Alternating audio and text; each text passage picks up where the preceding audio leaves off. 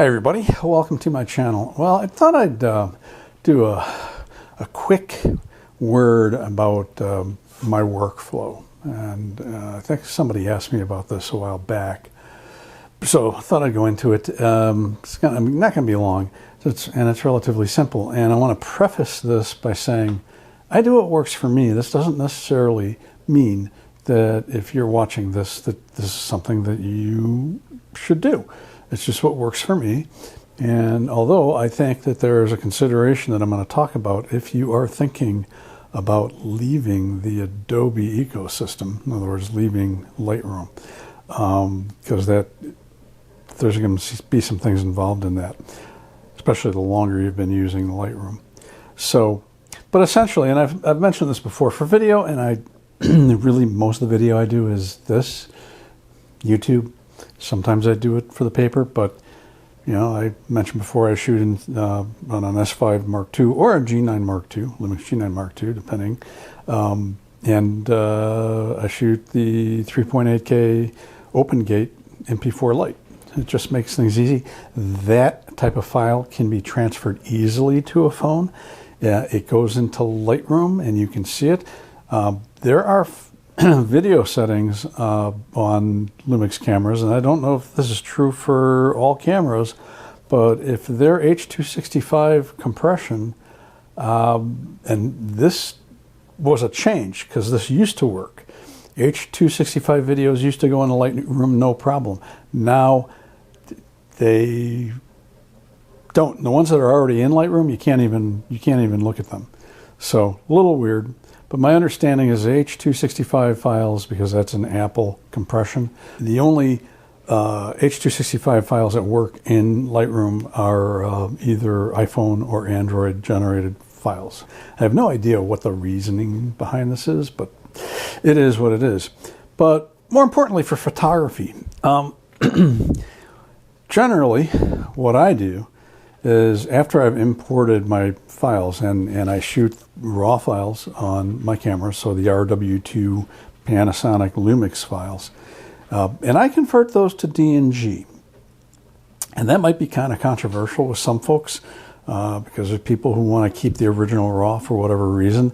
I suppose, you know, if you're on another camera system, like Canon or Nikon, where they have their own software for processing RAWs, you know, I've seen there's an argument because their software may do a better job than other software. But with Panasonic, what do we have? Silky Pix? I've never used it. I didn't even read it. In my Canon days, I had Digital Photo Professional, which did a good job, but not the greatest software in the world. I mean, just not easy to use.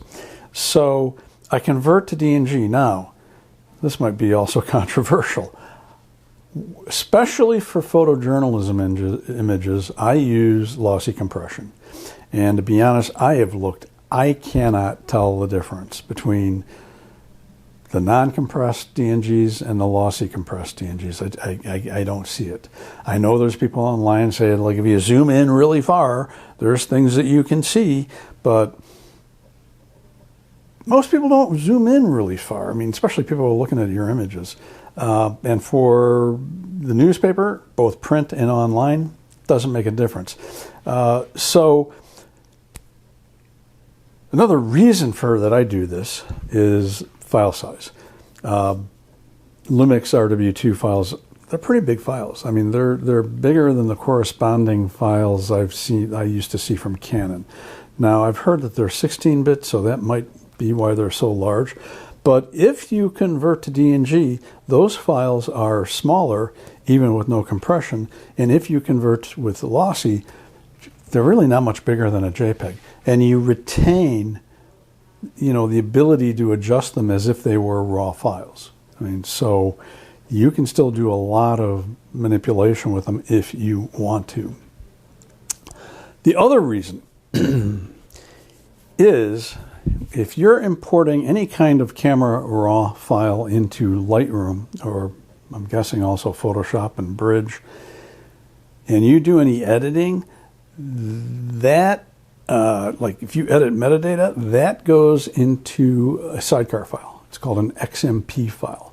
So your captions, your ratings, your keywords goes into that separate file. So now you have a raw file with a sidecar file that has all that information in it. Pretty sure in Lightroom when you do any kind of edits, those are actually stored in the catalog. I'll tell you why I think this, and if somebody knows better than me, please fill me in. But with a DNG, all of the metadata goes into the DNG file. So there's no sidecar file. But the edits in Lightroom, I don't believe do. And I did an experiment. I took one of the DNGs that I had in Lightroom and I had done, various manipulations to it and then actually keyworded it and captioned it. And then I put it into Apple Photos. And the only thing that came across into Apple Photos was the metadata. So caption, keywords, all that stuff. Edits weren't there. So that's why I believe that those are stored in the Lightroom catalog. And this actually becomes important, and I'll get to that in a bit. So, that's and I think I have a very simplified workflow. If I am shooting stuff for myself, like if I'm out doing nature landscape photography, I may choose not to use lossy DNG compression. But again, I have not been able to really discern that there's any difference. So purists are probably going to object to that, but that's what I think. Now, that whole sidecar file thing becomes important if you decide that you're going to leave the Adobe ecosystem. So Apple has just come out with this Creator Studio suite of applications, which includes apps that I already have. It includes Pages, I think Numbers is in there, but it also has Pixelmator Pro, which is a Lightroom competitor. I was an Apple Aperture user. I thought Aperture, back when it was available from Apple, was just a better program than Lightroom was. There were things that Lightroom did better. I think Lightroom's noise reduction, 10 years ago, even more than 10 years ago now, when Aperture was around, I think that Lightroom's noise reduction was better. The thing about Lightroom that I don't like, and I still don't like, is this whole module thing. Library, develop, print, book, those separate modules. In Aperture, there was none of that. It was all right there. You did everything in one window, and you didn't have to switch back and forth. And the day that Apple decided they weren't going to keep producing that program, I was not a happy camper. And so I had to migrate everything over into Lightroom. And it was a pain in the butt. There was I think Adobe came up with a migration software. Didn't work. So I got stuff into Lightroom that, because Aperture's edits didn't come over. So that was a problem. Now, if anyone is considering moving back over, you got to be aware that Pixelmator Pro uses a sidecar file, but it's not the same format as XMP. So if you're shooting RAW and you go over and you try to export that, your metadata is not coming over. The way around that would be to convert it to DNG, because then the metadata is put into the DNG file. And when you convert to DNG, and you can set it to delete your RAWs, if you look in your trash, or probably even in your recycle bin in Windows, you'll see all the XMP files because they're not needed anymore. But the fact remains that if you're going to do this, and you've got a large Lightroom catalog, it's going to be a hair-pulling experience, in my opinion. And so I think you really got to be careful about this. I understand the wanting to get out of the Adobe subscription model. It's, if I were starting out, I would seriously consider Creator Studio because it's much less expensive.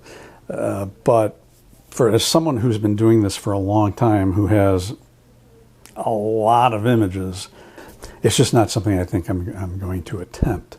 And the longer you've been doing this and the more images you have, the more problems you have. If you have multiple catalogs, that's going to be a problem. So just beware. It looks attractive. I've looked a little bit at Pixelmator Pro. Those are my workflow thoughts, and a little warning about if you're going to change ecosystems. If you have any questions, comments, leave them down below. If you've got insights into this, please share with everybody. And if this is helpful, useful to you, hit that like button. It's a big help to me. New subscribers are always welcome. I'm Todd Banner. I will see you in the next video.